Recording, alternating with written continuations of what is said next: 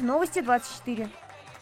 Отстаивать права в области охраны природы и экологического законодательства призвана новая общественная организация «Экологическая полиция».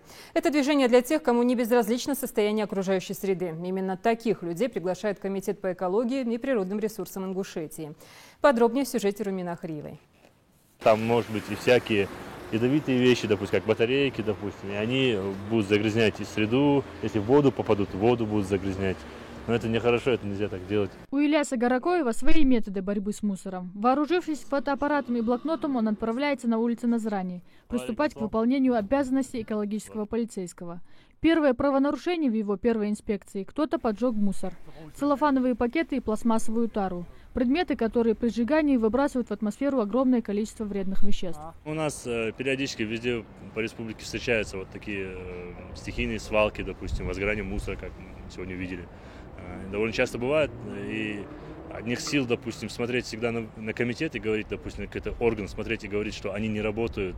Это неправильно, человек должен проявить свою позицию, задать себе вопрос, что он сделал для того, чтобы не допустить данного нарушения. Общественная организация «Экологический полицейский» появилась в России не так давно, а в Ингушетии это совершенное новшество. Комитет Республики по экологии опубликовал информацию о наборе добровольцев буквально на днях, а заявку на участие уже подали больше 10 человек. Вступить в организацию может без ограничений любой неравнодушный к окружающей среде человек, независимо от возраста и пола. В каждом районе будет своя организация со своим инспектором и полицейскими.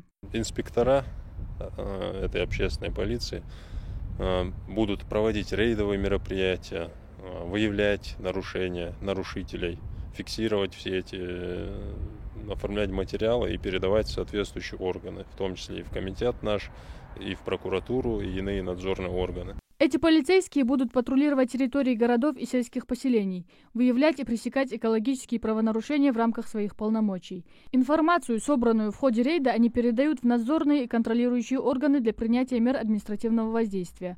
В ходе своей работы будем искать спонсоров каких-то, чтобы ребятам оказывали поддержку.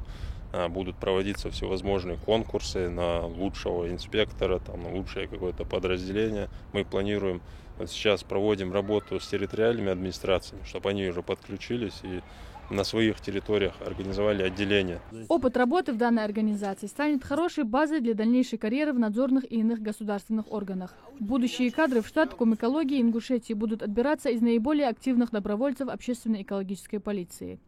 Румина Ахриева, Рахман Цуров, Новости 24.